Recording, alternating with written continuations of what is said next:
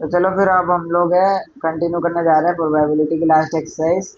मैं जल्दी जल्दी तुम्हारे को सारे क्वेश्चंस ओवरव्यू बता देता हूँ और सॉल्यूशन बता देता हूँ कि मेन में कैसे होंगे और एग्जाम में कैसे पूछ सकते हैं, वो सबसे ज्यादा इंपॉर्टेंट है। क्योंकि अब ऐसे तो है नहीं कि तुम्हारा टीचर है वो उठा के जैसे ये क्वेश्चन है ऐसे कैसे उठा के चिपका के दे देगा तुम्हारे को, वो कुछ ना कुछ तो अपने चेंजेस करेगा ही। तो चालू करते हैं। Fill in the blanks, the probability of an impossible event is zero. मतलब क्या, जो इम्पॉसिबल इवेंट होता है उसकी प्रोबेबिलिटी क्या होती है, हमेशा जीरो। ठीक है। इम्पॉसिबल को वो एक और वर्ड बोल सकता है, नेवर अकरिंग इवेंट। ठीक है। इसका एक और वर्ड होता है इम्पॉसिबल का कि नेवर अकरिंग इवेंट, कि वो जो इवेंट है कभी होएगा ही नहीं। और एक और वर्ड से वो कभी कभी उसको बोल देता है, वो जो थोड़ी कॉम्प्लेक्स लैंग्वेज होती है, और उसमें उसको ये क्या बोलता है, ये है ना, out of the sample space. मतलब क्या है, कोई ऐसे इवेंट के होने की संभावना कितनी है जो मेरे सैंपल स्पेस में है ही नहीं। तो ये वाला वर्ड तुम्हारे लिए नहीं है। नेवर अकरिंग तो तुम समझ सकते हो कि नेवर अकरिंग का मतलब क्या है, ये कभी होएगा ही नहीं। पर जो ये वाला वर्ड है, out of the sample space, इसका मतलब क्या है, तुमने सैंपल स्पेस में क्या करा, एक सेट बनाया है कुछ, मान लो जैसे एक दोनों डाइस फेंकी। ठीक है। तो उसमें कितने से कितने तक आएंगे, 1 से लेके 6 तक आएंगे तुम्हारे पॉसिबिलिटीज। ठीक है। तो मतलब 1 से लेके 6 तक तो तुम्हारे क्या हो गए, वैल्यूज सैंपल स्पेस के अंदर है, और उसके अलावा जितने भी नंबर्स है वो क्या सैंपल स्पेस के बाहर है। तो मान लो जैसे मैंने 9 ले लिया, तो 9 क्या है, मेरा सैंपल स्पेस के बाहर है, तो इसलिए मैं उसको बोल दूंगा out of the sample space. तो बताओ डाइस के ऊपर 9 आने की प्रोबेबिलिटी कितनी है, जीरो है। तो इसलिए इसको भी क्या बोलते हैं, इम्पॉसिबल इवेंट के ये दो नाम और होते हैं। फिर अगला देखते हैं, ये सारे क्वेश्चन ना एमसीक्यू में पूछता हूँ ज्यादातर, एमसीक्यू में या फिर 2 नंबर के रीजनिंग में, कि तुम्हें ऐसे क्यों लगता है कि जो इम्पॉसिबल इवेंट है उसकी हमेशा जीरो ही होगी। क्योंकि हम उसमें क्या कहते हैं कि ये वाला जो इवेंट है वो कभी अकर होता ही नहीं है, कभी हमारे सैंपल स्पेस में आता ही नहीं है, इसलिए उसकी क्या प्रोबेबिलिटी में जीरो होती है। The set of all possible outcomes of random experiment, मतलब क्या, एक set of all the possible outcomes है जो जो आ सकते हैं, उसको क्या बोलते हैं हम, बताओ क्या बोलते हैं उसको।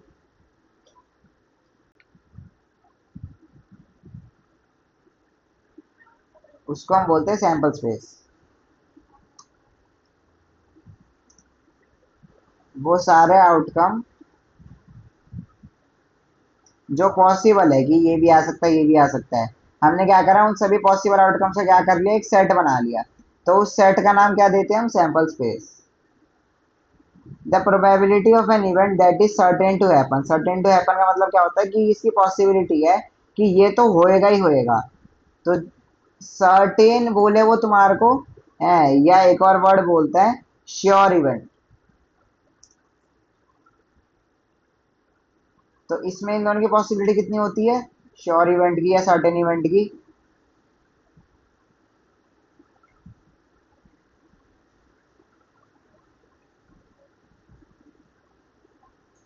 तो यही तुम्हारे वर्ड्स में डिफरेंस है कि वो श्योर इवेंट बोले या सर्टेन इवेंट बोले। इसका मतलब क्या है, उसकी प्रोबेबिलिटी क्या होगी, 1 होगी। Tossing a fair coin has a probability of dash for getting heads, ये तुमको बताइए कि एक कॉइन के ऊपर के हेड्स आने की प्रोबेबिलिटी कितनी होती है, हाफ होती है। तो ये तो तुमने पूरे चैप्टर में ऐसे क्वेश्चन तो कर ही लिए अब प्रोबेबिलिटी के, तो इसलिए इस पे मतलब इतना ऐसे कुछ अलग नहीं बन सकता इस वाले टॉपिक से तो। ठीक है। In a survey of 50 students, 15 students said they like football, the number of student who like football is 15 and the dash frequency, relative frequency is dash. इसका मतलब क्या है कि तुमको क्या लगता है कि जो set of all the students है उसमें से कितनों को फुटबॉल पसंद है।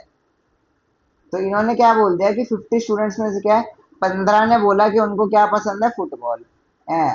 तो ये हमने बोल दिया था number of students who like football is 15। तो ये क्या होगी, एक रिलेटिव फ्रीक्वेंसी हो गई कि 50 में से 15 की है, जो रिलेटिव है। 50 के अगर हम 100 का ले लेते तो हो सकता है नंबर ज्यादा भी होता। तो ये फ्रीक्वेंसी क्या है, रिलेटिव है। ठीक है। फिर उसके बाद है कि हमें क्या बताना है, इसका फ्रैक्शन बता देना। तो इसका रिलेटिव फ्रैक्शन कितना हुआ कि मेरे 15 फुटबॉलर्स है कितने के ग्रुप में, 50 के ग्रुप में। तो इसको मैं बोलता हूँ रिलेटिव फ्रैक्शन। ठीक है। Which of the following have equally likely outcomes. Equally likely का मतलब क्या होता है कि तुम्हारी जो प्रोबेबिलिटी है कितनी आनी चाहिए, 0.5 आनी चाहिए, तभी मैं उसको क्या बोलता हूँ, equally likely. A driver attempts to start a car, the car starts और डज नॉट स्टार्ट। बताओ इसकी क्या प्रोबेबिलिटी है कि एक जो पर्सन है, ड्राइवर है, वो गाड़ी ऑन करता है और उसकी गाड़ी क्या है, स्टार्ट नहीं होगी या स्टार्ट होगी। इसमें स्टार्ट ना होने की प्रोबेबिलिटी और स्टार्ट होने की प्रोबेबिलिटी क्या बराबर है, क्या लगता है?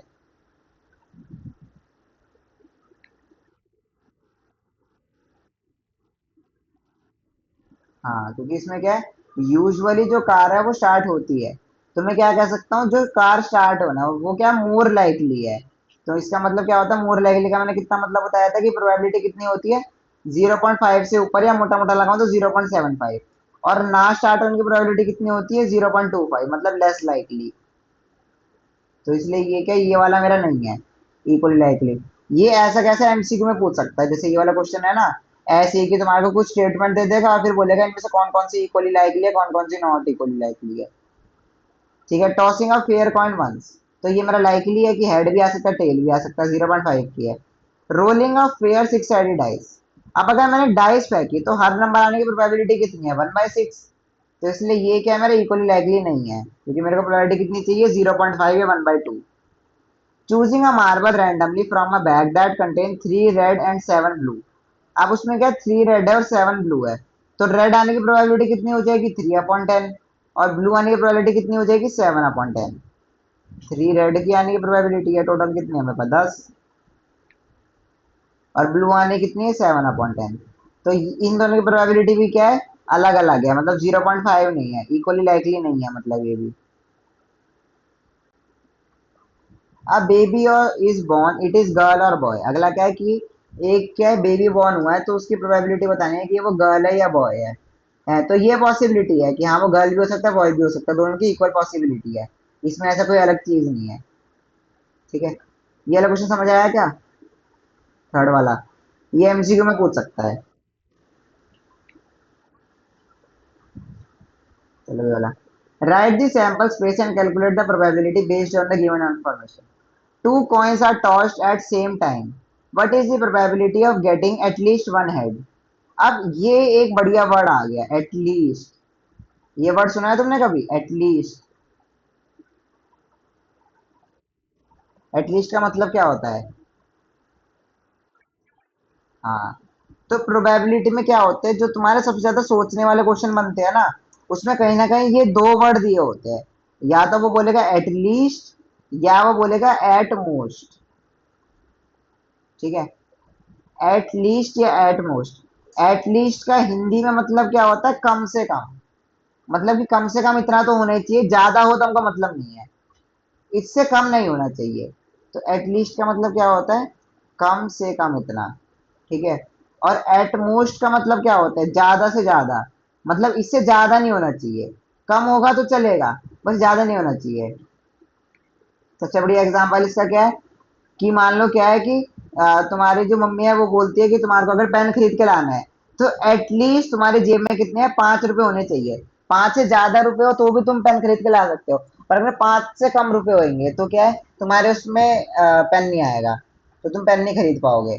तो उसको मैं बोलता हूँ at least, there must be at least 5 rupees in your pocket to buy a pen, मतलब कम से कम 5 रुपए होने चाहिए। और एट मोस्ट क्या, ज्यादा से ज्यादा है। इसका सबसे बढ़िया एग्जाम्पल क्या है, कि किसी की मम्मी ने बोला क्या, कि धनिया लेके आना, और कब लेके आना, अगर वो कितने का हो, एट मोस्ट मान लो 20 रुपए का हो, एट मोस्ट 20 रुपीज का मतलब क्या है, कि धनिया अगर से सस्ता है, मान लो 10 रुपए का है या 15 रुपए का है तो भी ले आओ, पर 20 रुपए से ऊपर का मत लाना। मतलब 20 भी है तो भी ले आना, पर 20 से ऊपर का मत लाना। तो एट मोस्ट 20 का मतलब है ज्यादा से ज्यादा 20 रुपए का धनिया लेके आना, उससे ज्यादा का मत लेके आ जाना। कम ले आए तो चलेगा।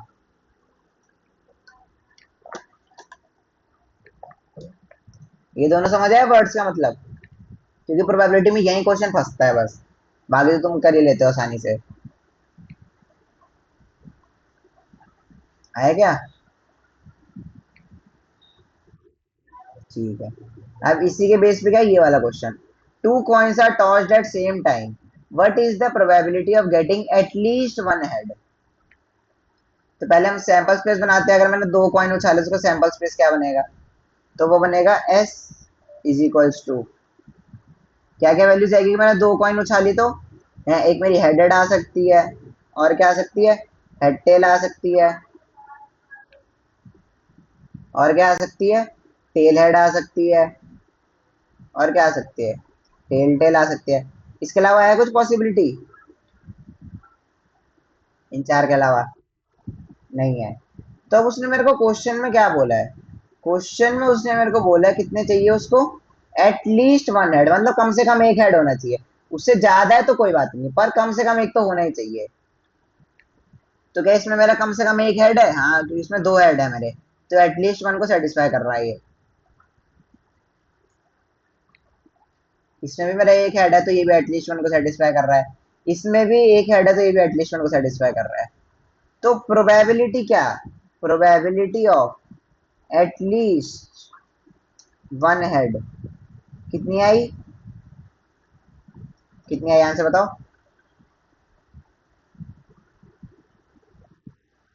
3/4। तो कितनी आई है? 3/4। और कैसी आई? थ्री तो क्या है मेरे फेवरेबल आउटकम की, जो मेरे को चाहिए वो क्या है? एक ये वाला है, एक ये वाला, एक ये वाला, और एक ये वाला। और फोर क्या है मेरे total number of elements in samples पे? टोटल कितने हैं? एक, दो, तीन, चार। चार है तो नीचे आ गया फोर। तो एटलीस्ट ऐसे काम करता है। 10 identical cards numbered 1 to 10 are placed in a box. One card is drawn at random. What is the probability of drawing a card with even number?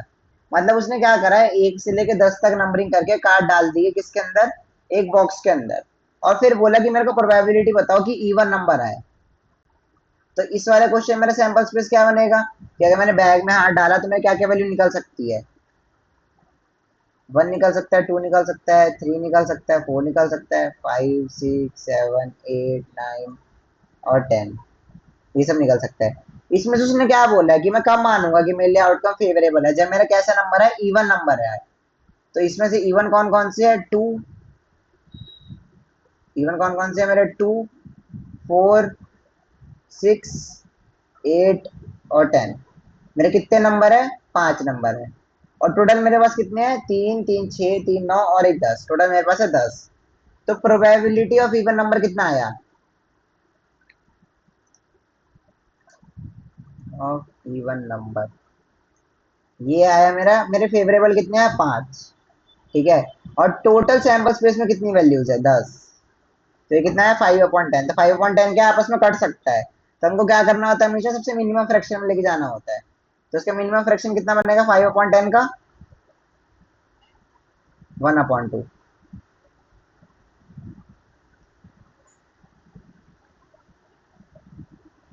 तो इसका आ गया 1/2 आंसर।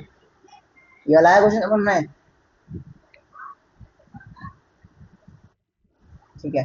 अब जो ये वाला क्वेश्चन है इसमें ये अच्छा बना सकता है इस वाले को, जो ये आइडेंटिकल कार्ड्स वाला क्वेश्चन है। ठीक है, इसको कैसे अच्छा बना सकता है ये? ये तुमसे पूछ सकता है, मान लो उसने बोल दिया कि मेरे को एक ऐसा नंबर बताओ जो क्या है डिविजिबल बाय थ्री है। ठीक है, वो ये पूछ सकता है तुमसे कि इसमें से ऐसा नंबर बता दो जो डिविजिबल बाय थ्री है। लिख देता हूँ। ठीक है। एक पॉसिबिलिटी ऐसी है, वो तुमसे पूछ सकता है कि है ना, not have a perfect square root.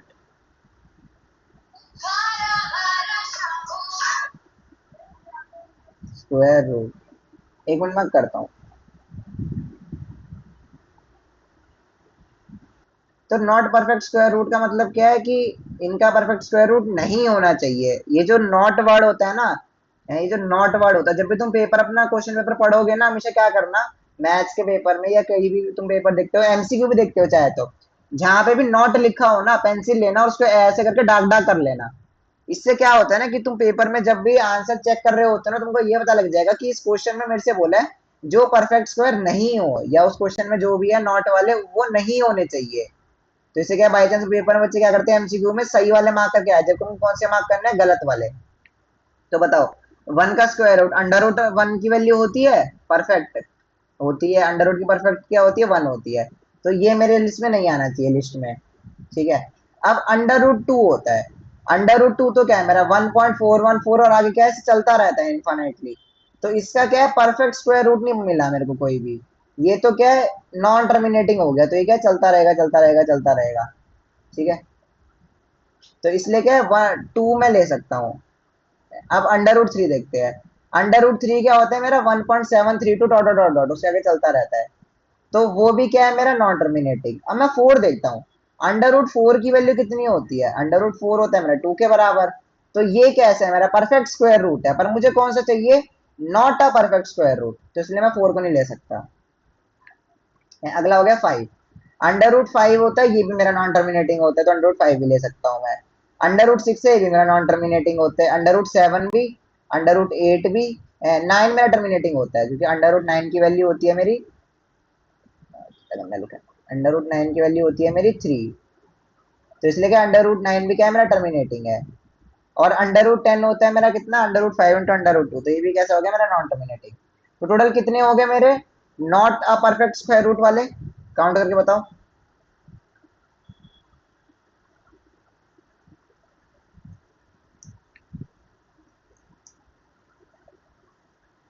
बताओ कितनी प्रोबेबिलिटी है नॉट परफेक्ट स्क्वायर रूट वालों की। 1 2 3 4 5 6 7, 7 होते हैं जो मेरे नॉट परफेक्ट वाले हैं। ठीक है, और उसके नीचे क्या आ गए मेरे, टोटल नंबर कितने थे मेरे, 10 थे। तो मेरी प्रोबेबिलिटी कितनी आ गई, 7/10 आ गई प्रोबेबिलिटी। ये वाला क्वेश्चन समझ आया हो तो बताओ, क्योंकि यही इतना ही कठिन बन सकता है, इससे कठिन नहीं बन सकता तुम्हारा क्वेश्चन पेपर के अंदर। अगर तुम्हारे टीचर मतलब वो है कि हाँ मतलब बच्चों को सही नंबर देने हैं, पास कराना है, तो मैंने अगर वो सोच के ही बैठी होगी कि नहीं सब बच्चों को कठिन पेपर ही देना है, तो फिर कुछ भी दे सकती है वो।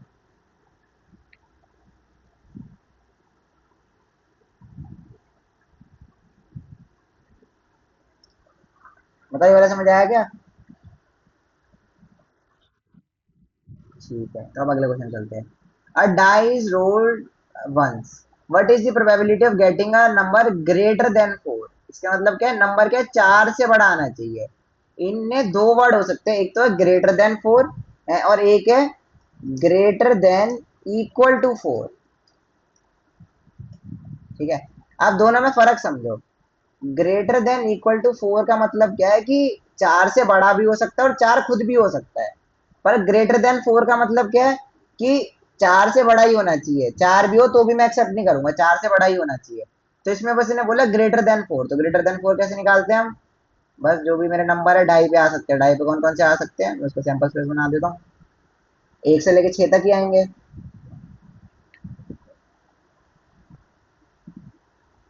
1 से लेके 6 तक नंबर से आगे, उसमें ग्रेटर देन 4 कौन कौन से, 5 और 6।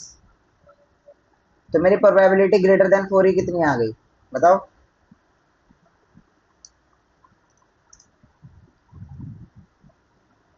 कितनी आई, 2/6, 2/6 या फिर, हाँ या फिर 1/3।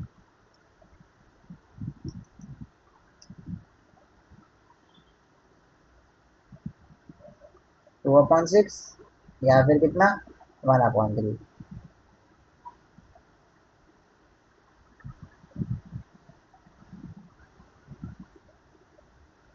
तो ये वाला क्वेश्चन नॉर्मली ऐसे पूछता है, ग्रेटर देन हो गया, कभी कभी लेस देन बोल सकता है, लेस देन इक्वल टू बोल सकता है।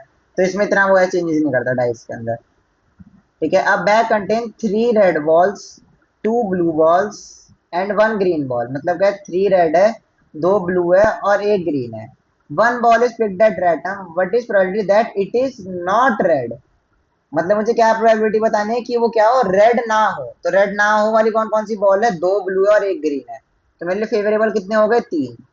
और टोटल बॉल्स कितनी है मेरे पास, 3 + 2 5 + 1 6। तो कितनी आ गई प्रोबेबिलिटी, 1/3। ठीक है, अब इसी वाले क्वेश्चन में 1/3 तो चलो मैंने सही निकाली है, नहीं सॉरी 1/2, 1/2। ठीक है, ये तो चलो मैंने सही निकाली है। बट मुझे एक बात बताओ, क्या मैंने तुम्हारे को ये वाली प्रॉपर्टी बताई थी कि किसी भी चीज के होने की जो प्रोबेबिलिटी है, मान लो प्रोबेबिलिटी किसके, एक ही होने की, उसको मैं ऐसे भी लिख सकता हूं, 1 - प्रोबेबिलिटी ऑफ ए के ना होने की, जिसको मैं बोलता हूं ए डैश। ये चीज बताई थी क्या मैंने? बताओ, ये वाली चीज बताई थी क्या मैंने? तो ये वाली चीज है, अब क्या है, तुम्हारे थोड़ी सी नहीं है। ये वाली चीज मेरी क्या कहती है कि किसी भी चीज की अगर मैं प्रोबेबिलिटी निकालूं, ठीक है, वो हमेशा किसके बराबर आएगी? 1 - उस चीज के ना होने की प्रोबेबिलिटी से। एक बढ़िया सा एग्जांपल लेके देखते हैं, ये है ना, मुझे निकालनी है प्रोबेबिलिटी किस चीज की? मुझे निकालनी है probability getting getting 2 on a dice, ठीक है। तो एक डाइस पे क्या 2 आने की प्रोबेबिलिटी बतानी है मुझे, तो बताओ कितनी आएगी 2 आने की प्रोबेबिलिटी?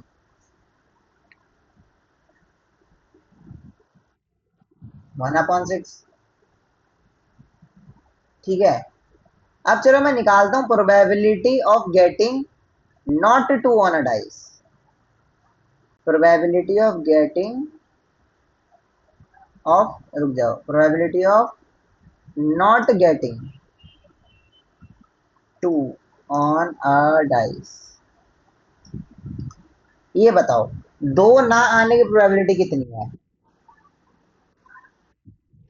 5/6। कैसे? दो ना आने का मतलब क्या क्या आ सकता है? 1 आ सकता है, 3 आ सकता है, 4 आ सकता है, 5 आ सकता है, 6 आ सकता है। तो कितनी वैल्यूज होगी मेरी टोटल? 5। तो कितनी आ गई इसकी प्रोबेबिलिटी? 5/6, ठीक है। इसको चलो मैं नाम दे देता हूँ पी ए, ठीक है। ये है मेरा पी ए,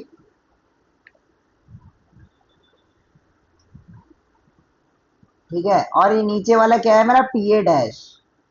तो मुझे एक बार फॉर्मूले में डाल के चेक करो कि क्या है मेरा फॉर्मूले से अकॉर्डिंग भी आंसर सेम आ रहा है। चेक करके देखो। अगर मैं इसको पी ए बोलूँ ऊपर वाले को, और नीचे वाले को पी ए डैश बोलूँ, तो चेक करो, 1 - पी ए डैश मतलब क्या? पी ए डैश कितना है मेरा? 5/6। तो 1 - अगर मैं 5/6 करूंगा तो कितना आएगा आंसर? एलसीएम लूंगा इसमें, तो 6 और 1 का एलसीएम कितना आएगा? 6 आएगा। और फिर ऊपर मैंने क्रॉस मल्टीप्लाई करा तो कितना बन गया? 6 - 5।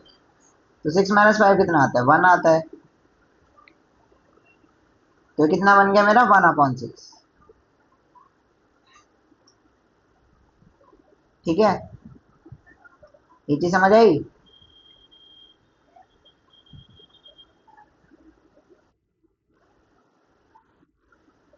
तो क्या मेरा आंसर सेम आ रहा है दोनों केस में? यहाँ पे भी देखो मेरा पी ए कितना आ रहा था? 1/6 आ रहा था। तो इसका मतलब क्या? और मैं अगर वैसे इस फॉर्मूले को समझू भी, तो भी मेरा फॉर्मूला क्या कहता है अगर मैं इसको टेक्निकली देखूँ तो?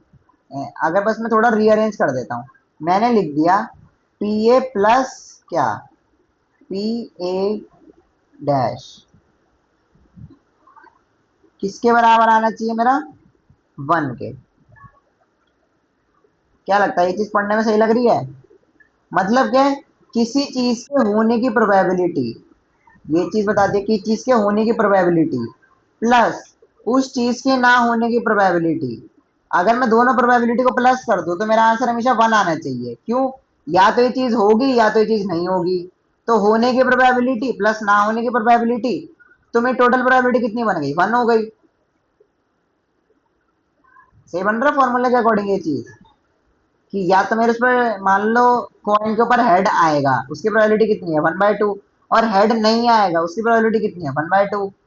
तो आने और ना आने की प्रोबेबिलिटी अगर मैं प्लस करूं तो उसका आंसर हमेशा कितना बनेगा मेरा? 1 बनेगा। ये वाली बात आई क्या समझ में? ये बहुत जरूरी चीज है। तो इसलिए इसको हम क्या करते हैं, ऐसे लिख देते हैं फिर, क्योंकि मेरे को जब पी ए पूछा उसमें तो हम क्या करते हैं, 1 - पी ए डैश भी कर सकते हैं उसको। और ये नॉट वाले क्वेश्चन में बहुत हेल्प करती है ये वाली चीज। इसी क्वेश्चन में लगा के दिखा देता हूँ मैं तुम्हारे को, नॉट वाले क्वेश्चन में। पहले बताओ ये समझ आया क्या? फॉर्मूला कहता क्या है मेरा, इसका मतलब क्या हुआ?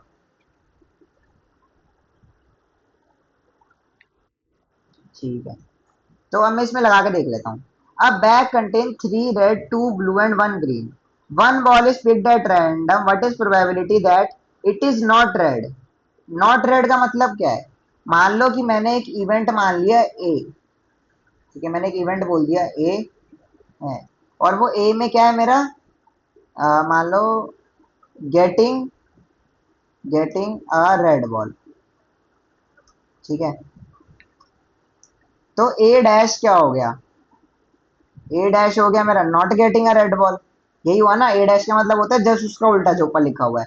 तो ऊपर वाला कहता है मेरा लाल बॉल निकल रही है, तो नीचे वाला क्या बोलेगा? लाल बॉल नहीं निकल रही है,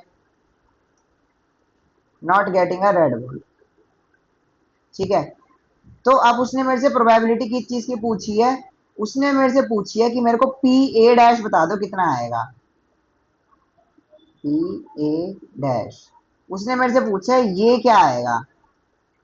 अब मुझे फॉर्मूला से पता है कि अगर मैं क्या करूं, वन में से पी ए डैश माइनस कर दूं तो मेरे को कितना मिलना चाहिए? पी ए के बराबर, ठीक है। तो चेक कर लेते हैं यहाँ पे भी। अगर मैंने क्या करा, पी ए कितना है मेरा? Getting a red ball. तो मैं निकाल देता हूँ पी ए है मेरा कि एक लाल बॉल आने की प्रोबेबिलिटी कितनी है? लाल बॉल आने की प्रोबेबिलिटी है मेरी 3/6। तीन रेड बॉल है मेरी, ठीक है।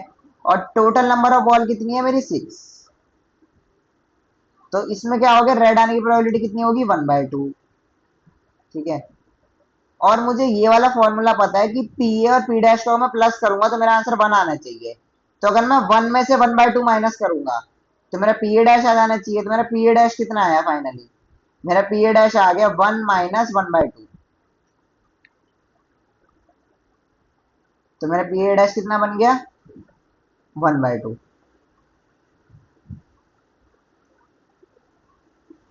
तो चाहे फिर मैं इस वाले मेथड से करूं, चाहे मैं इससे करूं, आंसर मेरा सेम ही आएगा, कभी गलत नहीं होएगा। पर इसमें शर्त क्या है कि तुम्हारी जो नॉट वाली कंडीशन है ये तुमको सही बनानी चाहिए। कि बाई चांस तुमने बना दी गेटिंग अ रेड बॉल और तुमने ए डैश बना दिया है गेटिंग अ ब्लू बॉल, या फिर नॉट गेटिंग अ रेड और ब्लू बॉल, अगर तुमने ऐसी कंडीशन बना दी तो दिक्कत हो जाएगी। तो तुम्हारे को नॉट की कंडीशन सही बनानी है तो तुम्हारा आंसर हमेशा सेम आएगा। और पता एक बार करके देख भी लिया करो, नॉट गेटिंग और गेटिंग को अगर मैं प्लस करूंगा तो मेरा आंसर कितना आना चाहिए? 1 आना चाहिए। तो बाई चांस अगर तुम्हारा आंसर प्लस करके 1 ना आ रहा हो ना, इसका तुमने कुछ गड़बड़ करी है। तो ऐसे भी चेक कर सकते हो। फिर अगला है, three coins are toss simultaneously, what is the probability of getting exactly two heads? Exactly का मतलब क्या है? एकदम बिल्कुल एग्जैक्ट दो ही हेड आने चाहिए, ना दो से कम ना दो से ज्यादा। इसमें वो एक और चीज बना सकता है क्या? एक तो मेरी क्या हो गई, एग्जैक्टली टू हेड, ठीक है। एक वो क्या बना सकता है, एटलीस्ट टू हेड, ठीक है। एक वो क्या बना सकता है, एट मोस्ट टू हेड, ठीक है। और एक क्या बना सकता है वो, greater greater than two heads, ठीक है। ये क्या बना सकता है वो, लेस देन टू हेड्स, ठीक है। तो ये सेम है, उसमें क्या अलग अलग चीजें पूछ सकता है, तो ये अलग अलग टाइप की प्रोबेबिलिटी पूछ सकता है वो तुमसे। हमसे इस वाले में क्या पूछी है, एग्जैक्टली टू हेड्स पूछी है। तो एग्जैक्टली टू हेड्स के लिए पहले मैं सैंपल स्पेस बनाऊंगा, सैंपल स्पेस मेरे को बनाना आता ही है। क्या हो गया, हेड हेड हेड, फिर क्या हेड टेल हेड, ऐसे करके क्या तुम लंबा सैंपल स्पेस बना दोगे, ठीक है। ये वाली मैं करता हूँ। तो ये वाला फिर कंटिन्यू करते हैं। इस वाले में क्या है, पहले मैं सैंपल स्पेस बनाऊंगा, ये वाली सैंपल स्पेस की मैं फोटो निकाल लेता हूँ अगर मेरे को मिल जाए तो।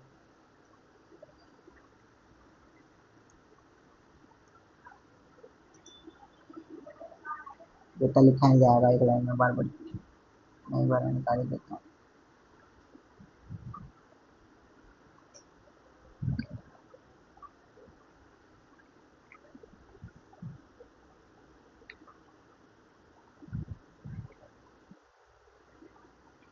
ठीक है, तो ये रहा तुम्हारा सैंपल स्पेस। क्या है, head head head head head tail, head tail head head tail tail, ऐसे करके। तो मैं तुम्हारे को ये सब चीजें निकाल के बता देता हूँ, ठीक है। तो probability of exactly two heads, exactly two heads का मतलब क्या है, बिल्कुल एकदम दो ही हेड आने चाहिए, ना उससे कम ना उससे ज्यादा।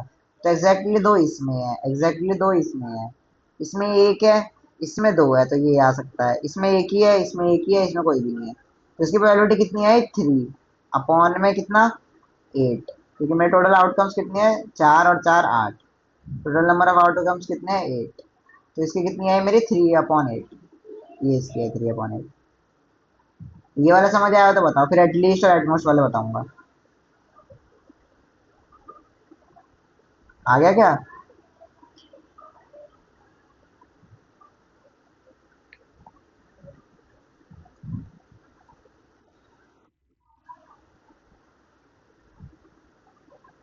बता कौन सा बताना है।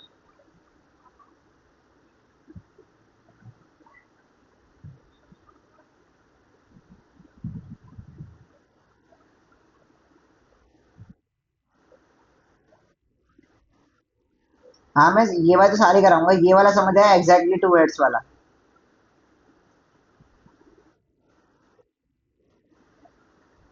ठीक है। तब एटलीस्ट 2 हेड देखते हैं पहले। एटलीस्ट 2 हेड का मतलब क्या है? कम से कम 2 हेड तो आने ही चाहिए। दो से ज्यादा है तो मेरे को कोई मतलब नहीं है, तो मैं आंसर में लग दूंगा उसको, पर दो से कम है तो मैं उसको कंसिडर नहीं करूंगा। तो एटलीस्ट दो, इसमें कितने हैं? 3 हेड है, और मेरे को कितने चाहिए? कम से कम दो चाहिए, तो हाँ ये चीज सही है। एटलीस्ट दो में ये भी आ रहा है, एटलीस्ट दो में ये भी आ रहा है, क्योंकि इसमें क्या है, इसमें तो दो है ही। इसमें क्या है, एक ही है बस, तो इसलिए ये वाला मैं नहीं लूंगा। इसमें भी क्या है, दो है, तो इसमें ये वाला ले सकता हूँ, एटलीस्ट टू। इसमें एक ही है तो ये वाला नहीं लूंगा। और इसमें भी एक है तो ये वाला भी नहीं लूंगा। और इसमें कोई भी नहीं है तो ये वाला भी नहीं लूंगा। ठीक है। तो एटलीस्ट 2 हेड में मेरे कितने बने? 1 2 3 4। तो एटलीस्ट 2 हेड में मेरे फेवरेबल कितने हैं? 4। और टोटल नंबर कितना है? 8। तो 4/8 को अगर मैं सिंप्लीफाई करूंगा तो कितना बनेगा? 1/2। तो एटलीस्ट 2 हेड का मेरा आएगा आंसर 1/2।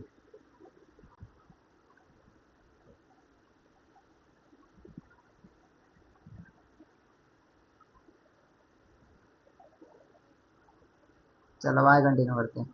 अब अगला है at most 2 head. At most 2 head का मतलब क्या है?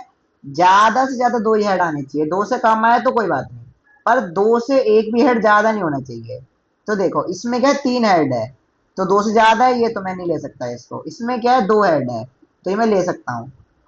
इसमें भी क्या है, 2 हेड है, तो ये मैं ले सकता हूँ। इसमें क्या है, एक ही हेड है। हाँ तो ज्यादा ज्यादा दो चाहिए मेरे को, दो से कम भी चलेंगे मतलब। तो ये कम है दो से, तो ये भी चलेगा। इसमें दो है तो ये भी चलेगा, इसमें एक है तो ये भी चलेगा, इसमें एक है तो ये भी चलेगा। इस वाले का केस देखते हैं, इसमें बताओ क्या होना चाहिए। इस वाले को हम कंसिडर करेंगे या नहीं करेंगे, क्योंकि इसमें 0 हेड है। क्या लगता है?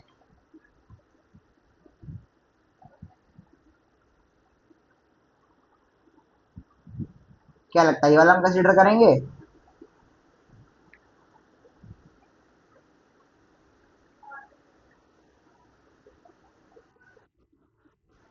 एट मोस्ट 2 हेड में क्या हम ये वाला कंसिडर करेंगे? 3 टेल।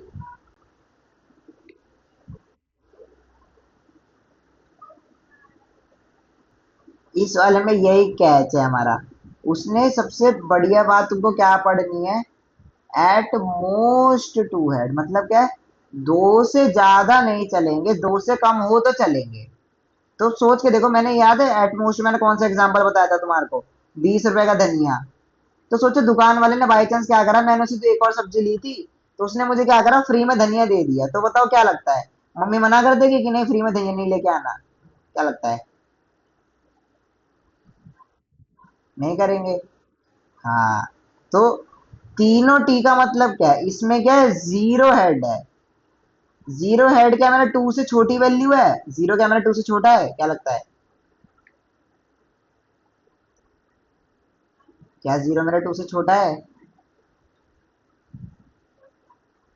हाँ। इसका मतलब क्या है कि मेरा जो ये वाला केस है ना, ये भी मैं इंक्लूड करूंगा एट मोस्ट में। यही मेरा फर्क होता है एट मोस्ट और एट लीस्ट में, कि एट लीस्ट का मतलब क्या है, कम से कम दो। कि दो से ज्यादा है तो मेरे को चलेंगे हैं, पर दो से कम नहीं होने चाहिए। और एट मोस्ट का मतलब क्या है, ज्यादा से ज्यादा दो होने चाहिए। ना हो तो भी कोई बात नहीं, मतलब धनिया वाले पैसे ना भी ले तो भी कोई बात नहीं, पर 20 रुपए ज्यादा नहीं लेना चाहिए उसको धनिया। 1 2 3 4 5 6 7। तो इसमें कितने हो गए मेरे लिए फेवरेबल? 7। और टोटल कितने हैं मेरे पास? 8। तो इसकी प्रोबेबिलिटी कितनी आ गई? 7/8। ये वाला समझ आया हो तो बताओ, एट मोस्ट 2 हेड वाला।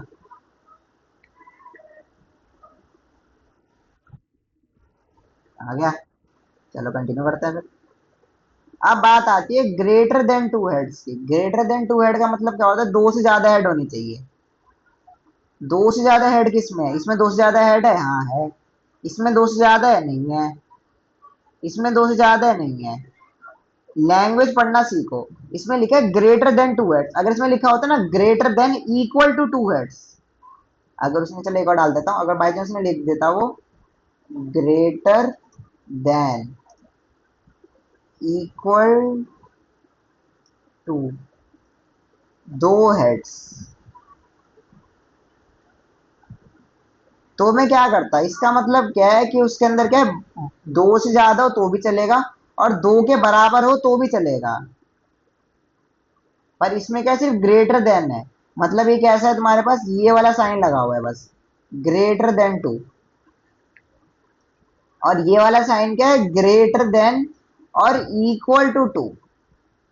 ये वाला साइन है कि ज्यादा भी हो सकता है बराबर भी हो सकता है। तो इसमें क्या है, बस हमको ज्यादा वाला देखना है। तो इसमें ये कि ये भी नहीं आएगा, ये भी नहीं आएगा, ये भी नहीं आएगा, ये भी नहीं आएगा, ये भी नहीं आएगा। तो मेरे पास कितने वाले फेवरेबल? एक ही बना बस। तो इसमें कितना आ गया मेरी प्रोबेबिलिटी? 1/8। ठीक है, ये वाला समझ आया, ग्रेटर देन टू हेड्स। ठीक है। अब लास्ट वाला है मेरा क्या, लेस देन टू हेड्स। तो लेस देन टू हेड्स वाला तुम सॉल्व करो, मेरे को बताओ कितना आ रहा है आंसर।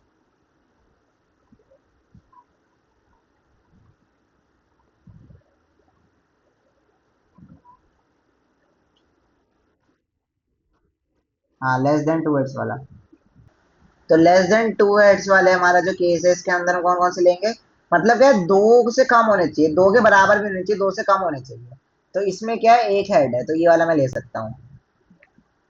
इसमें दो है, ये नहीं लूंगा। इसमें एक ही हेड है, ये ले सकता हूँ। इसमें एक हेड है, ये भी ले सकता हूँ। इसमें कोई हेड नहीं है, पर जो दो हेड से छोटी वैल्यू है तो ये भी ले सकता हूँ। तो ये कितना आ गया मेरा, 4/8 आ गया। तो 4/8 का मतलब कितना होता है, 1/2। तो मतलब लेस देन टू हेड्स कितना है मेरा आंसर, 1/2। और एक लास्ट वाला जो मैंने ये सबसे नीचे लिखा है, greater than equal to two heads, मतलब है दो या उससे ज्यादा हो। तो ग्रेटर देन टू हेड्स में कितने थे मेरे पास, एक ही वैल्यू थी। वो कौन सी थी, ये वाली। अब उसमें एक और वर्ड ऐड हो गया, क्या, इक्वल टू। तो मतलब दो के इक्वल कौन कौन से है, एक, दो, तीन। ये तीन और है तो टोटल कितने हो गए, फोर। तो कितना बन गया, 4/8, मतलब कितना हो गया, 1/2। तो ग्रेटर देन और इक्वल टू क्या है, टू हेड्स वाले कितना है, 1/2। ठीक है, तो भले ही देखो हर क्वेश्चन में तुमसे पूछा टू ही हेड्स है, तुम सब क्वेश्चन में देख लो। बट थोड़ी सी वर्डिंग चेंज करते ही, एग्जैक्टली का एटलीस्ट करते ही, या एटमोस्ट करते ही, या ग्रेटर देन करते ही, कितने आंसर्स में चेंज आ गया। तो इसलिए जरूरी है कि लैंग्वेज पढ़नी आनी चाहिए कि उसने असलियत में पूछा क्या है मेरे से। जैसे मुझे लैंग्वेज नहीं समझ आएगी तो मैं क्वेश्चन नहीं सॉल्व कर पाऊंगा ठीक से। इस वाले में कोई भी डाउट हो तो बताओ, चाहे तो उसका स्क्रीनशॉट ले लो इसी वाले इसका, बस इतनी जितने पे स्लाइड दिखा रखी है।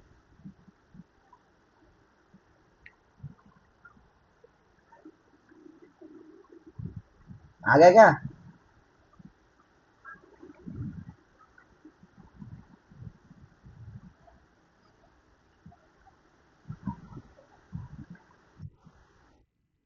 ठीक है, कंटिन्यू करता हूँ मैं। अब आगे है, a bag contain three candies strawberry lemon mint, one is picked at random, what is the probability of picking? ये तो आसान ही क्वेश्चन है। तीन अलग अलग कैंडी है, एक स्ट्रॉबेरी है, एक लेमन, एक मिंट है। तुम्हें को स्ट्रॉबेरी वाली चाहिए, इसकी प्रोबेबिलिटी कितनी हो गई, 1/3 हो गई। तो ये तो आसान वाली कैटेगरी में आता है, ये वाला जो क्वेश्चन होता है।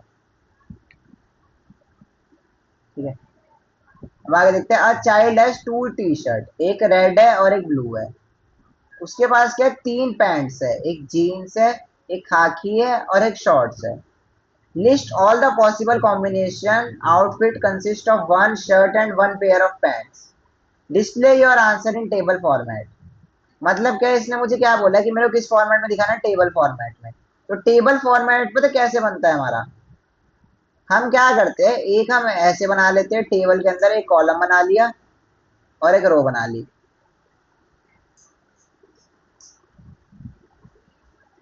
ये हो गया मेरा कॉलम, ठीक है, और ये होगी मेरी रो।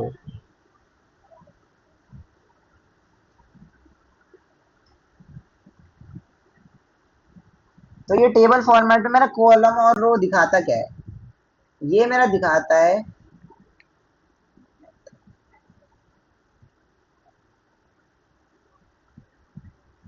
ये मेरा दिखाता है कि अगर मेरे को प्रोबेबिलिटी बाई चांस लिखनी नहीं आती तो मैं ऐसे ऐसे करके क्या कर सकता हूँ, क्रॉस मल्टीप्लाई करके प्रोबेबिलिटी ले सकता हूँ।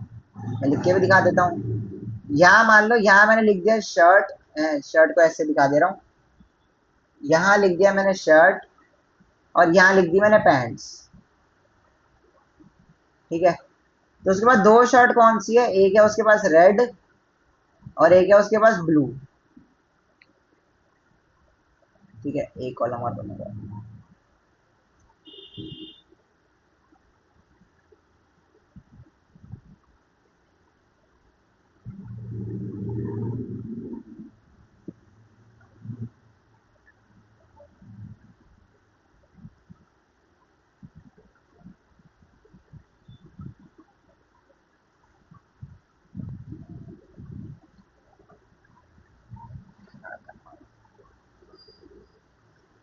ठीक है, ये मान लो एक कॉलम और आ गया, मैं इसको लिख देता हूँ क्योंकि तीन पैंट्स है ना, वो मैंने गलती दो ही का ब्लॉक बना दिया। तो ठीक है, ये होगी दो शर्ट, एक रेड और एक ब्लू। और पैंट कौन सी होगी, तीन टाइप की, एक क्या है जीन्स है, एक खाकी है और एक क्या है शॉर्ट्स है। अब ये वाले क्या है, ये शॉर्ट्स लिखा है, ये वाला जो है ऐसे, मैं चाहता हूँ इसको मिटा के शर्ट को अलग ही कर देता हूँ। ठीक है, ये क्या है मेरा, शर्ट है मेरा, अब अलग से दिखाई देगा। और नीचे क्या है, पैंट है। तो देखो, जब मैं इसका और इसका पेयर बनाऊंगा, मतलब क्या, एक उसने रेड वाली पहनी शर्ट और क्या करी जीन्स पहनी, तो ये मेरी कौन सी बन गई, आरजे बन गई। एक एक मेरा पेयर तो ये बन गया आरजे। ठीक है, एक पेयर मेरा क्या बना, ये जो मेरा जीन्स पहनी और क्या पहनी, ब्लू वाली पहनी, तो एक बन गया मेरा बीजे, मतलब क्या, ब्लू और जो मेरी जीन्स है वो। फिर बना मेरा के और आर, तो इस वाले ब्लॉक में क्या है, के और आर, मतलब क्या, एक उसने क्या पहना, रेड वाली शर्ट पहनी और के से क्या पहना, खाकी पहना। और इधर आया के और बी, मतलब खाकी पहना और क्या करा, ब्लू वाली पहनी। और यहाँ पे क्या है, उसने शॉर्ट्स पहने और रेड वाली शर्ट पहनी।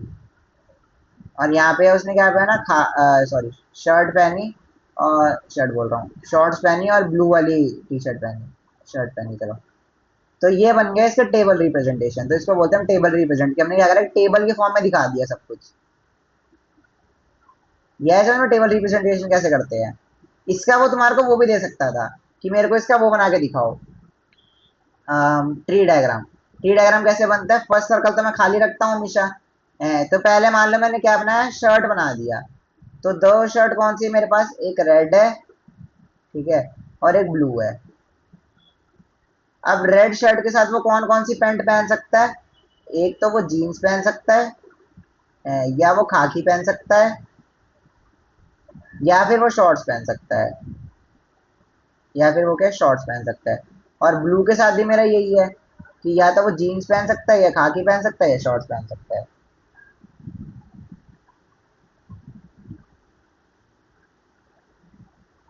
ये हो गया। तो ये बन गया मेरा इसका ट्री डायग्राम। तो ये ऐसे ही इसका ट्री डायग्राम बन सकता है। तो ट्री डायग्राम में कितनी वैल्यूज आएगी, एक दो तीन चार पाँच छः, छः वैल्यूज आएगी। मेरी टेबल में भी क्या, छः वैल्यू आ रही है, हाँ मेरी टेबल में भी छः वैल्यू आ रही है। मतलब मैं कह सकता हूँ कि मैंने सही बनाया है, जो मेरा ये सैंपल स्पेस वाला टेबल बनाया है। यह है समझ में कैसे बनी टेबल।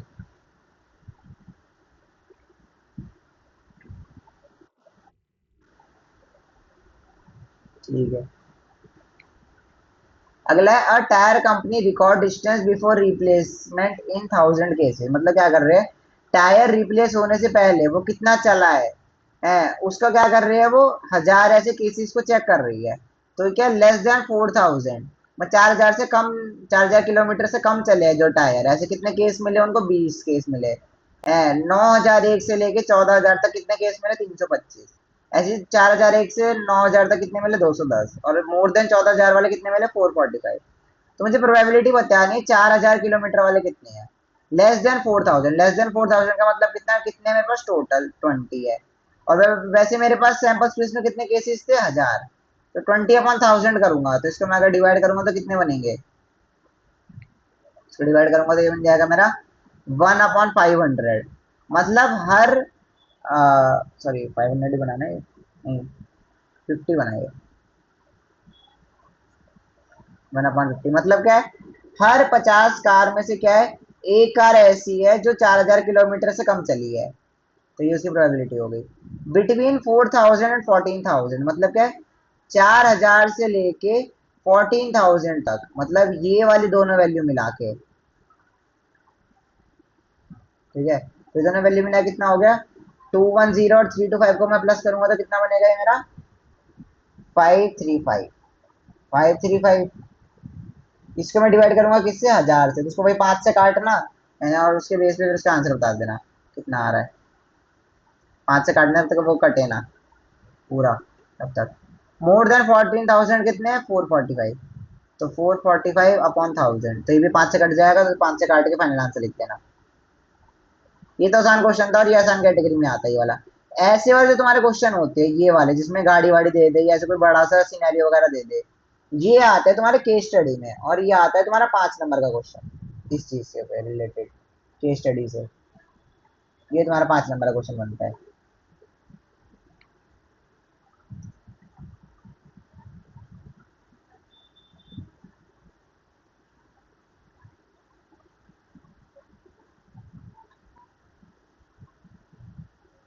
चलो अब आगे देखते हैं। The letters of word peace are placed on cards. Leela draws a card without knowing. What is the probability that it is P, E और C? मतलब क्या है, या वो P हो सकता है, या E हो सकता है, या C हो सकता है। मतलब क्या है, उसने क्या करा, पीस वर्ड लिखा है और क्या करा उसके ऊपर, उसको उसके अंदर डाल दिया बॉक्स के अंदर। तो क्या करा, जब उसने कार्ड निकाला तो मेरे को बताना है वो P है, E है या C है, उसकी प्रोबेबिलिटी कितनी है। तो मेरे फेवरेबल कितने हैं, 1 2 3 4, 4 फेवरेबल है। टोटल मेरे कितने हैं, 5 है, तो उसकी प्रोबेबिलिटी कितनी होगी, 4/5। अगला है what is the probability that it is not an E. तो ये जो नॉट वाला है ना, ये मैं अब उल्टे वाले तरीके से कराऊंगा। कैसे, कि मुझे निकालना है पी ए डैश निकालना है, अगर मेरे को पी ए डैश की प्रोबेबिलिटी, तो मैं क्या करूंगा, 1 - पी ए कर दूंगा। मैं इससे निकालूंगा, मतलब क्या है, उसने मेरे से पूछी है ई नहीं आने की प्रोबेबिलिटी, तो मैं क्या करूंगा, ई आने की प्रोबेबिलिटी निकालूंगा और उसमें से क्या करूंगा, 1 - कर दूंगा। तो ई आने की प्रोबेबिलिटी कितनी है, 2 ई है मेरे पास, तो 2 2 अपॉन में टोटल केसेस कितने हैं मेरे पास, 5। इसको मैं किस में से माइनस कर दूंगा, 1 में से। तो 1 - 2/5 कितना होता है, 3/5। तो मेरी प्रोबेबिलिटी कितनी आ गई, नॉट ई की, 3/5। ये समझ आया कैसे निकाली, 3/5। ये चीज जरूरी है, ये आई क्या समझ में।